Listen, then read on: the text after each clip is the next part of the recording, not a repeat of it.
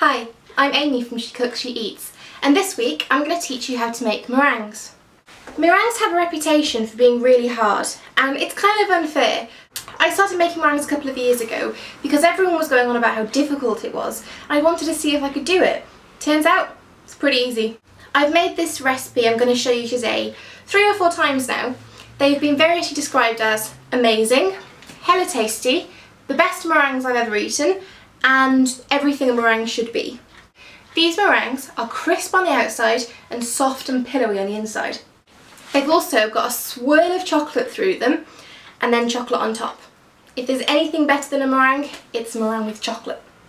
Following this process will let you make plain meringues, leave out the chocolate, but you'll also be able to make things like pavlovas or anything else that's meringue based.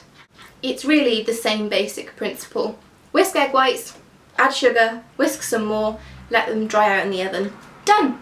To start, preheat your oven to 130 Celsius and line 2 baking trays with baking parchment. Or, if you're an idiot and forgot to check whether you had baking parchment before you started doing this, foil. Gotta say, there is quite a large chance this is all gonna go wrong. Once you've done that, get your ingredients. You will need 225 grams of sugar, 4 egg whites, 50 to 100 grams of dark chocolate, and 2 teaspoons of cocoa powder. The first part of making meringues is whisking the egg whites until they're stiff. I did a video last week on how to whisk egg whites by hand if you don't have a beater, and I'm just going to do that now.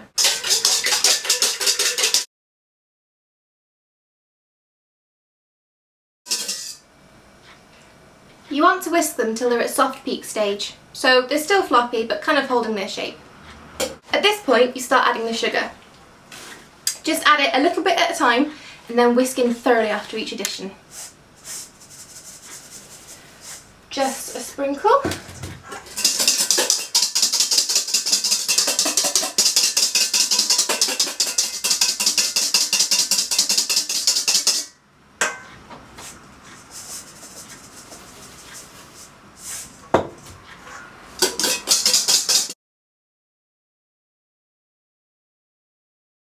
It will get harder to whisk as you add the sugar in.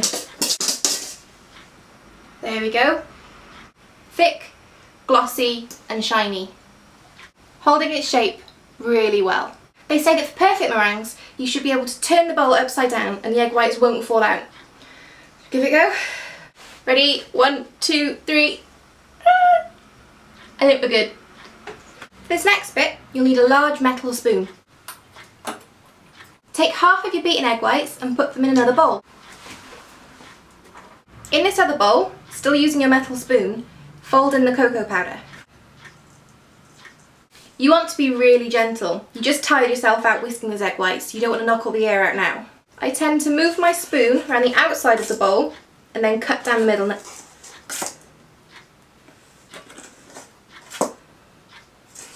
Be gentle but not wary. Don't go crazy, but don't be scared of it. Okay, so that's folded in. I'm just going to put this back in the bowl with the egg whites and swirl it through. So they're mixing together. I'm literally just going to drag my spoon around and mix it up a bit.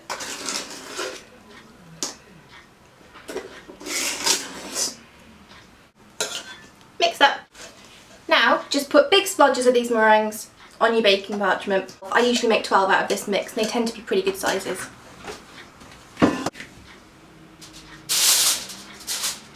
You can pipe these if you wish. I never bother, just splodge them on and make them look pretty by swirling the spoon on top.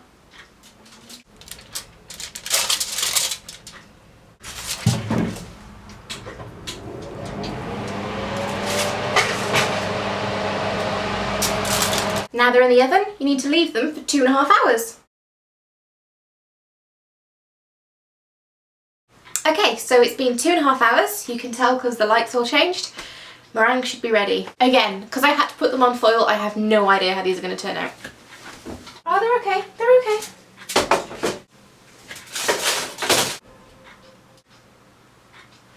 They're not bad, actually.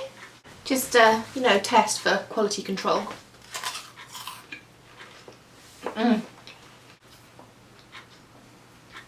you see how good that is? So I'm just going to leave them to cool for a little while and then I'm going to put chocolate on top. So they've cooled down a bit now, and I'm going to melt the chocolate and put it on top.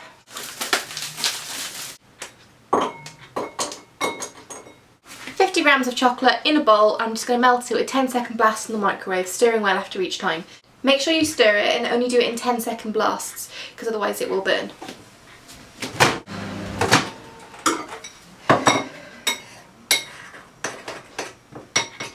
So my chocolate is nice and runny and pourable. Now that's the important part. Basically, when I get a teaspoon of this chocolate and drizzle it all over your meringues. Whilst it's best to get thinner strings, they look prettier. If you get a few thicker ones, don't worry, believe me, no one is going to complain.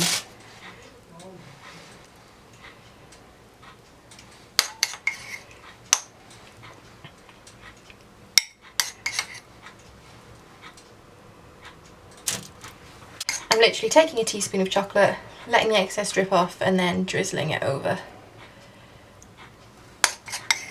Don't worry if it's not all even, it looks better if it's a bit random.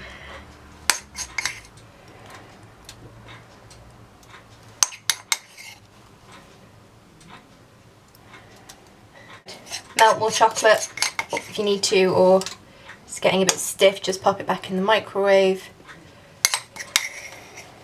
It's absolutely fine. Leave them to cool, and there you have it. Perfect chocolate meringues. Hope you found that useful. See you next week. Bye.